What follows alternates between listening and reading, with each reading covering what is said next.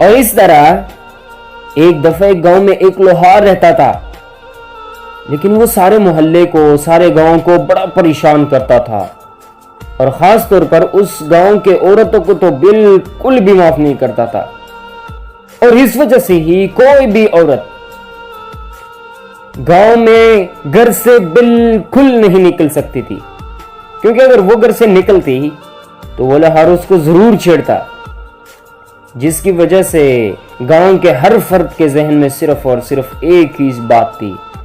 کہ اس لوہار کا کیا علاج کیا جائے۔ اس طرح دوستوں، ایک مرتبہ 2 علماء کرام اس کی دکان کے سامنے کھڑے ہوئے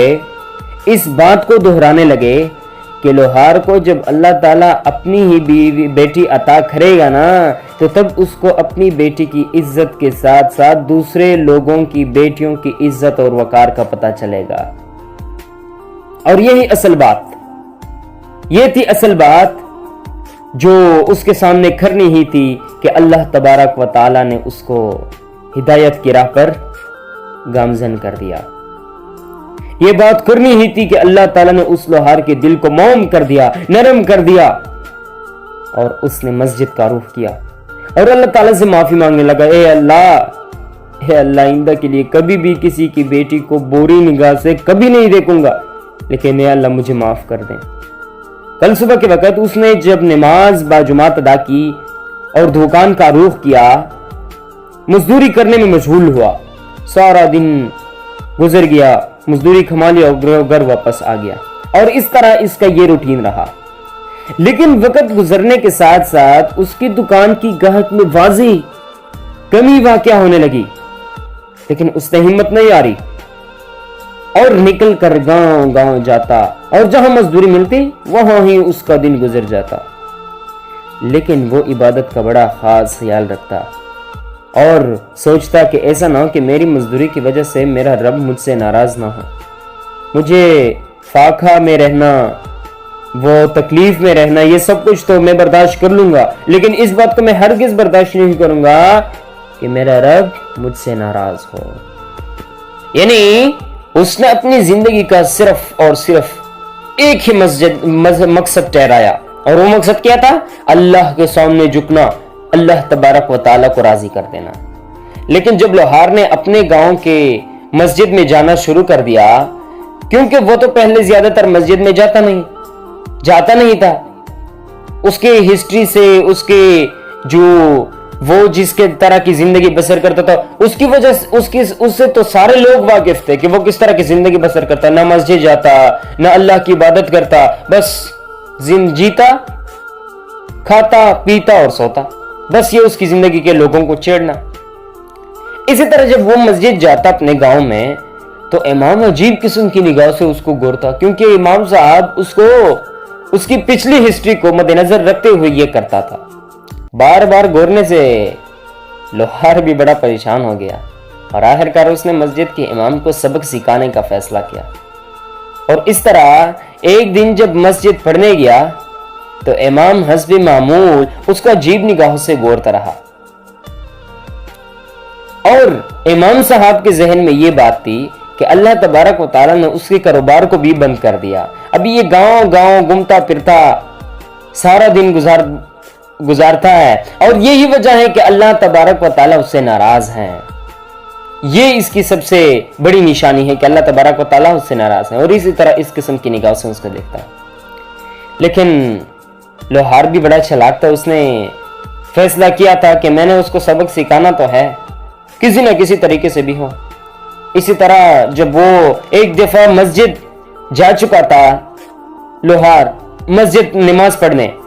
اچانک اس نے امام کو کندھوں پر اٹھایا، امام چیختا چلاتا، چھوڑ دو، کیا کر رہے ہو؟ لیکن لوہار نے ہر قیمت پر اس کو سبق سکھانے کا وعدہ تو کیا تھا اپنے آپ کے ساتھ۔ اس نے امام مسجد کو اپنی دکان لے گیا اور وہاں کرسی پر بٹھا دیا۔ اب امام صاحب اور بھی خوفزدہ ہوا اور سوچنے لگا کہ شاید لوہار اس سے انتقام لینا چاہ رہا ہے، لیکن ایسا ہرگز نہیں تھا میرے دوستوں۔ لوہار امام مسجد سے بڑے ادب و احترام سے کہنے لگا، اے امام صاحب، آپ تو مجھے اس طرح گور دیکھتے ہیں ہمیشہ کے لیے، جس کی وجہ سے میں اپنا پچھلا زمانہ مجھے یاد آتا ہے۔ میں نے جو کچھ بھی ہے وہ میرے سامنے آ جاتے ہیں، جس کی وجہ سے میرے حوصلے جو ہیں، میں ہمت تھوڑا سا ہارنے لگ جاتا ہوں۔ تو اس طرح نہ کیا کرو، اللہ مجھ سے بالکل ناراض نہیں ہے۔ میں آپ کو ایک بات سمجھاتا ہوں، دیکھیں میرے پاس مختلف قسم کے لوگ آتے ہیں، مختلف قسم کا لوہا لاتے ہیں، جس کو گرم کر کے میں اس سے کبھی تلوار، کبھی چاقو، کبھی اور چیز بناتا ہوں، یعنی لوگوں کے خواہش کے مطابق میں چیز بناتا ہوں۔ جو لوہا میری ضرب اور زور برداشت نہیں کر سکتا، وہ لوہا میں کباڑ میں ڈال دیتا ہوں۔ بالکل اس طرح امام صاحب اللہ مجھے بھی ان تکالیف سے گزار کر دیکھنا چاہتا ہے کہ آیا اصلی ہے یا نقلی۔ اور یہ وہ آنسو بہاتا ہوا امام کے سامنے کہہ رہا تھا۔ امام صاحب کی آنکھوں میں بھی آنسو تھے اور لوہار سے معافی مانگی، کہنے لگا لوہار بھائی مجھے معاف کر دو، آئندہ کے لیے میں اس طرح کی حرکت نہیں کروں گا، میں آپ کو اس طرح کی نگاہ سے نہیں دیکھوں گا بلکہ پیار بھری نگاہ سے دیکھوں گا، یہ تو میں نے بڑی غلطی کی۔ اس نے بھی اللہ سے معافی مانگی۔ لوہار کہنے لگا کہ اے امام مسجد، سارے لوگوں سے میں ایک ہی بات کی درخواست کروں گا، اور وہ یہ ہے کہ تکلیف اور مصائب سے انسان کو کبھی گھبرانا نہیں چاہیے، کیونکہ اللہ تبارک و تعالی عاشقوں کا امتحان لیتا ہے، منافقوں کا کبھی نہیں۔ دوستوں اس بات سے، اس واقعے سے ہمیں صرف اور صرف ایک ہی سبق ملتا ہے، آنے والے تکالیف سے، مصائب سے انسان کو گھبرانا نہیں چاہیے، کیونکہ اللہ تبارک و تعالی یہاں پہ لوہار نے کیا کہا؟ عاشقوں کا امتحان لیتا ہے، منافقوں کا نہیں۔ یہ آپ کی خوش قسمتی ہے کہ اللہ تبارک تعالی آپ ہی سے امتحان لے رہا ہے، آپ ہی سے امتحان لے رہا ہے، اتنے زیادہ لوگ موجود ہیں، آپ ہی سے امتحان لے رہا ہے، تو یہ آپ کی خوش قسمتی ہے، خوش قسمتی ہے آپ کی۔ اس پر انسان کو فخر کرنا چاہیے،